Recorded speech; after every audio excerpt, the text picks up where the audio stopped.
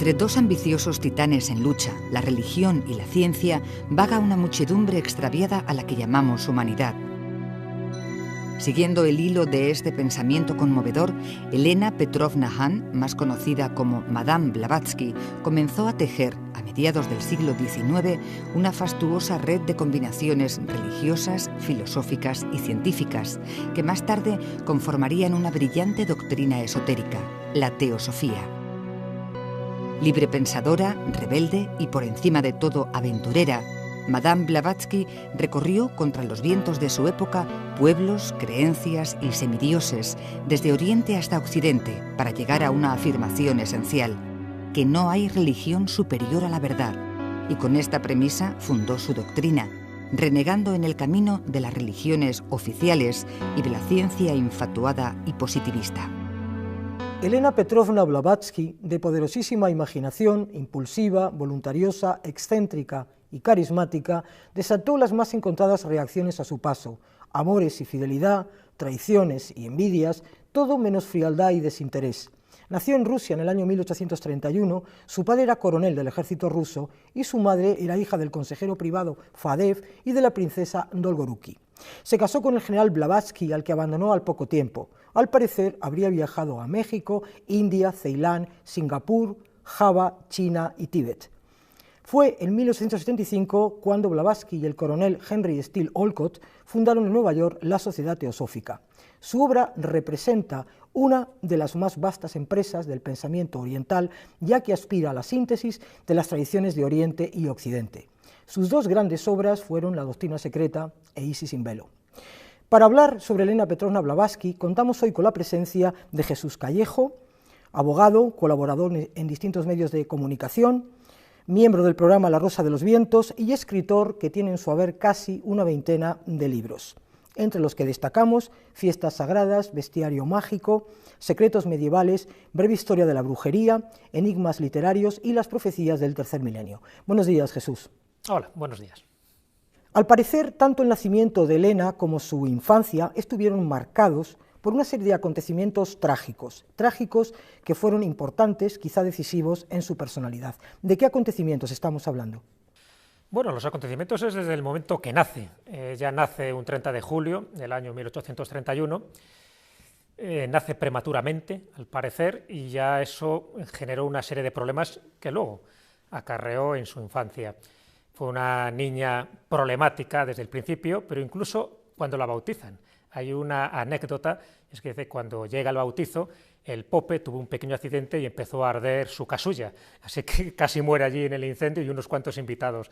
En eso se pensó que era como un síntoma de lo que iba a ser su vida, una vida ajetreada, una vida díscola, como así fue su infancia, hasta el punto de que, bueno, sabes que se queda sin madre al poco tiempo, su madre muere a los 27 años, y bueno, la educa un abuelo suyo, un abuelo que era un general que estaba en una provincia retirada, y allí va con él y bueno, tiene muchísimas peripecias. Una de las cosas que cuenta Rosso de Luna, uno de los grandes teósofos, es que ya cuando tenía 14 años montaba a caballo y tiene un accidente que antes de caer al suelo se agarra su pierna al estribo, es arrastrada y en circunstancias normales tenía que haber muerto. Bueno, ella cuenta que en ese momento se le aparece una sombra, una especie de ser extraño, que la levanta del suelo como si levitara y eso hace que no muera arrastrada. Así que, bueno, como ves, a partir de ahí tiene una serie de incidencias curiosas, pero siempre rodeada de ese halo de rebeldía que le caracterizó toda su infancia. Su matrimonio no fue muy afortunado, que digamos. A partir del momento en que abandona a su anciano marido es cuando ella comienza una vida de aventuras y de experiencias que la llevan a recorrer distintos países. ¿Podrías contarnos algo de esa etapa tan trascendental, tan vital en la vida de Elena?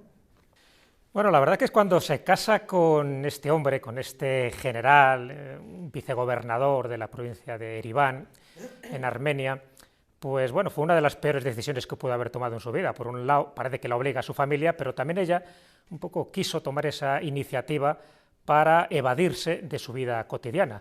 Así que decide casarse con 17 años que tenía en aquel momento, con un señor hecho y derecho, cuentan que parece que tendría unos 40 años, que bueno, que para aquella época era una edad bastante longeva, y el matrimonio fue un fracaso como era de esperar. De hecho, al día siguiente de la boda, ya se marcha, para que la capturan unos jinetes cosacos y entonces vuelve otra vez al redil, pero el matrimonio no dura más de 3 meses porque Elena vuelve otra vez a fugarse, en este caso se marcha donde vivía su abuelo tampoco la aguanta por el carácter que tiene, así que la manda con su padre que vivía en San Petersburgo, pero cuando va en el barco convence al capitán del barco para no llegar hasta allí e irse con él a Constantinopla. Así que efectivamente ahí empieza un poco su vida andariega, aventurera, va a Constantinopla y entre otras cosas dicen que se dedica a trabajar en un circo como amazona.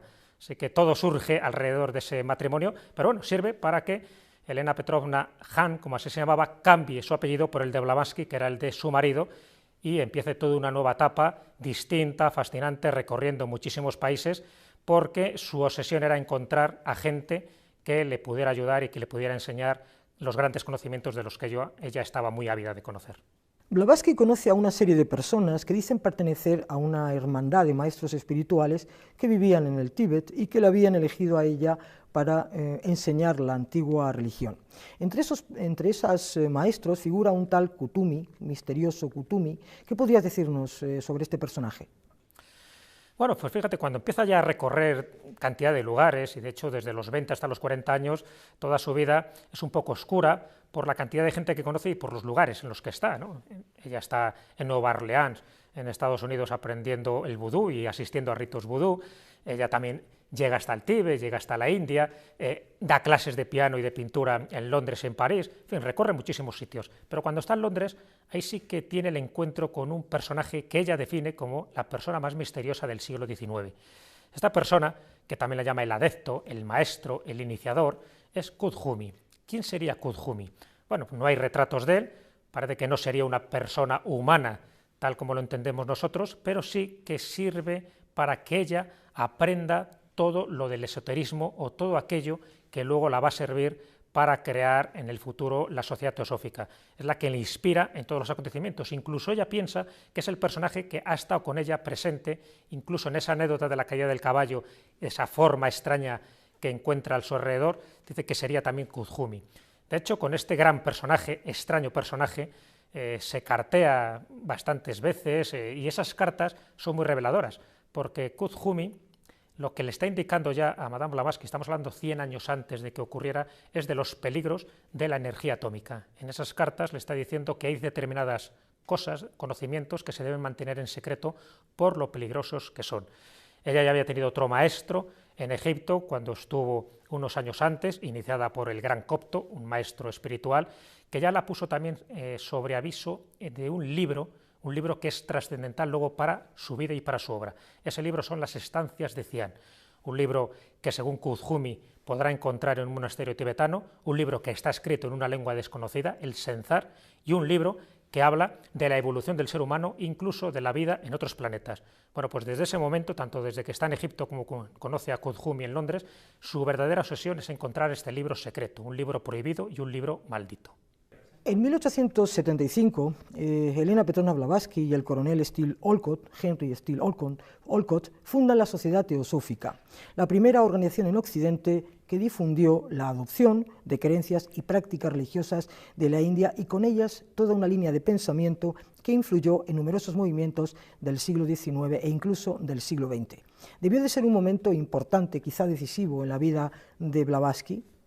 Hombre, fue trascendente porque ella había llegado un año antes a Estados Unidos, allí conoce al coronel Olcott y los dos se interesan muchísimo por el espiritismo. A ella le interesaba prácticamente todo lo que tenía que ver con las ciencias ocultas y el espiritismo la atraía muchísimo, sobre todo ponerse en contacto con otro tipo de realidades invisibles. Así que en un principio crean el Club de los Milagros y después, pues por derivación casi natural, crean esta sociedad teosófica en el año 1875 que marca un antes y un después, no solo en su vida, sino también en el concepto que tenemos de las doctrinas orientales, porque lo que intentó fue aunar esas doctrinas extrañas para Occidente, donde por vez primera se empiezan a oír palabras como karma, como reencarnación, como registros acásicos, como los principios básicos del hinduismo, del budismo, como los superiores desconocidos. Es decir, utiliza una serie de términos, gracias a la sociedad teosófica, que son muy reveladores para Occidente, para Europa, donde todo lo oriental le sonaba como demasiado exótico. e incluso está estructurado esa sociedad teosófica como en 3 principios básicos que ella quiere propagar por todo el mundo. Uno de ellos es crear una gran fraternidad universal de todos los hombres, que no haya distinción ni de credo, ni de raza, ni de color, ni de sexo. La otra es, evidentemente, estudiar los principios fundamentales de la naturaleza, incluso del alma, ir más allá, crear una especie de simbiosis entre lo que es la ciencia, las artes y la filosofía, que sería su tercer principio. Todo ello aunado en la teosofía, que ya en sí la palabra nos pone sobre la pista de lo que significa, que es el conocimiento profundo, que es Sofía, de Dios, de la divinidad, Teosofía es lo que intenta buscar, pero por distintas vías, por distintos conocimientos y aunando todo lo que esta mujer sabía hasta ese momento.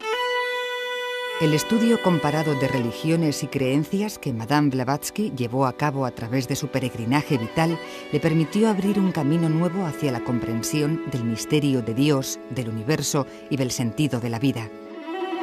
Sus escritos argumentan una certeza histórica que serviría de base a su doctrina.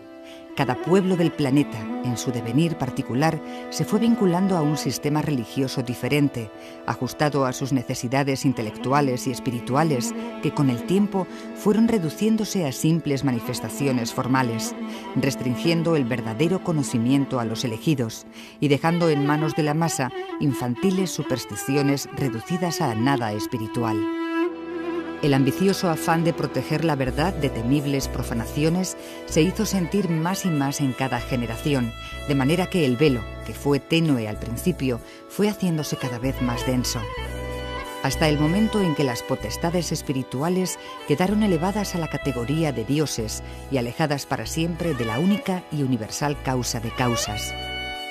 Este fue, según Blavatsky, el inicio de la separación del ser humano de la verdadera religión. Blavatsky es autora de varios libros, entre otros La doctrina secreta y Sin velo, ¿no?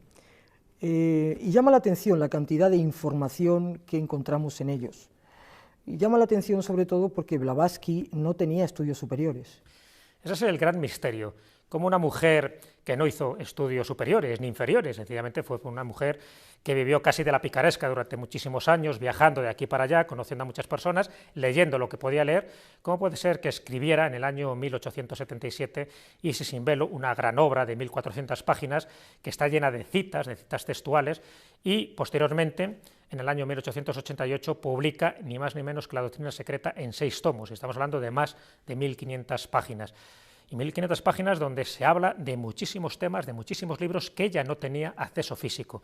Eso se lo preguntaron más de una vez, incluso algún biógrafo ha dicho que era imposible que pudiera tener tantos libros, que por lo menos habría que tener 1400 obras, que son las que se citan de una forma o de otra en estas 2 grandes obras de Blavatsky, para poder confeccionar todo ese bagaje de información. Bueno, ella daba una explicación muy clara.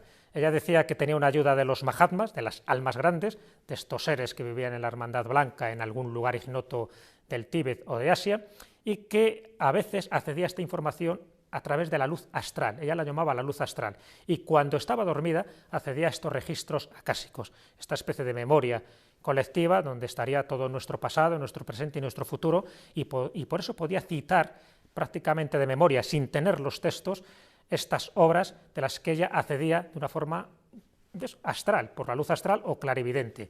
Siempre ha sido un misterio, de hecho eso sirvió para que en el futuro la acusaran de plagio, porque decía que como no podía tener todos esos libros en su biblioteca, de algún sitio los tuvo que copiar, ¿no? Sin embargo, las citas son exactas y son clarificadoras, porque se adelantó en muchos conceptos al futuro, porque aunaba en una misma ciencia, que era la teosofía, la ciencia, la filosofía y la religión. Así que es una vasta obra, 2 obras en concreto, Isis sin velo y La doctrina secreta, que son los 2 pilares fundamentales para entender no solo su vida, sino también su filosofía. En La doctrina secreta, Blavatsky habla de muchas cosas, entre otras del origen, del desarrollo y del futuro de la humanidad, dando una versión en clave religiosa de la evolución. ¿Qué puedes contarnos sobre este tema? Bueno, la verdad es que La doctrina secreta es un compendio de muchísimas cosas raras, tan raras que actualmente es una obra que cuesta trabajo leer por la cantidad de terminología extraña que se maneja ahí, ¿no? Pero sí es verdad que da una explicación desde su punto de vista a la evolución humana, a la evolución incluso del planeta y a lo que va a ocurrir en el futuro. De las muchas cosas que se exponen en la doctrina secreta, ella habla de las 7 razas raíz o matriz que ha tenido toda esta Tierra, esta evolución planetaria. Y no solo son seres humanos.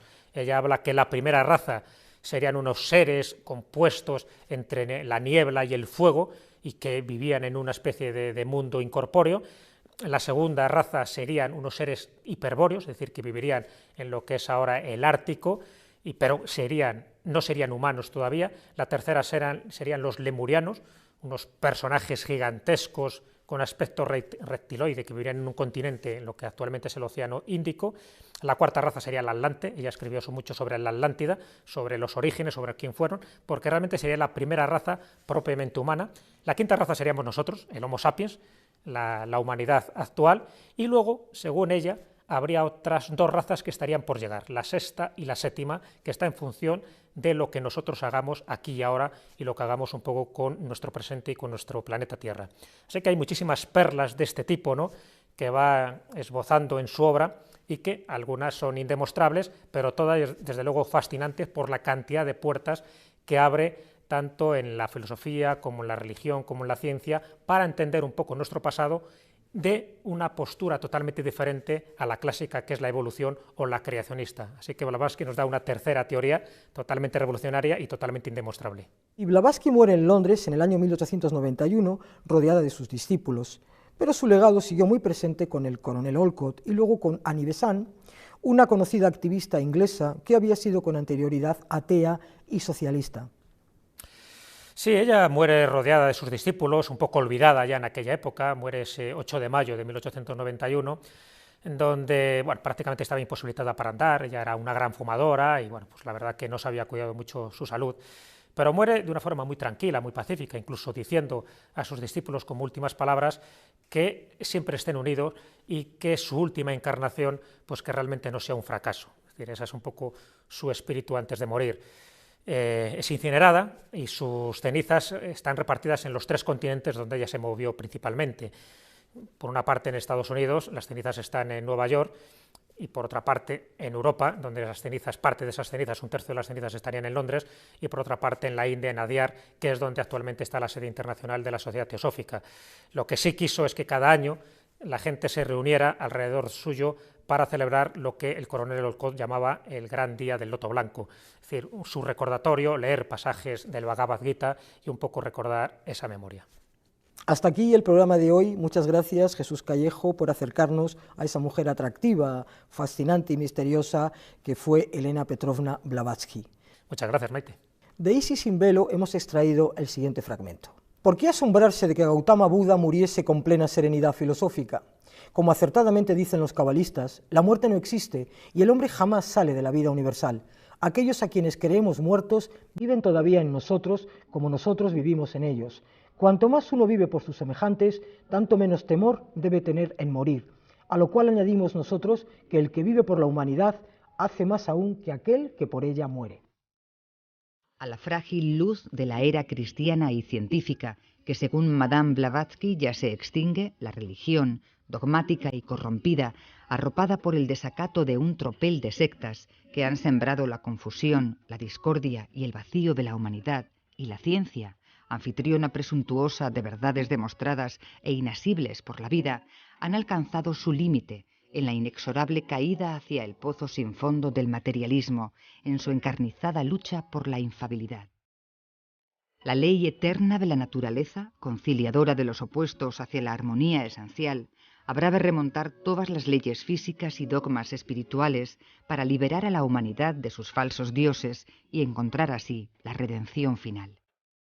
La eterna rebeldía de Madame Blavatsky, dispuesta en la rueda de todas sus existencias, demanda una gran meta espiritual, la unidad que debe subyacer a todas las religiones del mundo en aras a la fundación de una religión única, guiada para siempre por un único Dios, que habrá de vivir, ahora sí, en el ser y nunca más en los inalcanzables, sagrados y engañosos ascetismos del poder.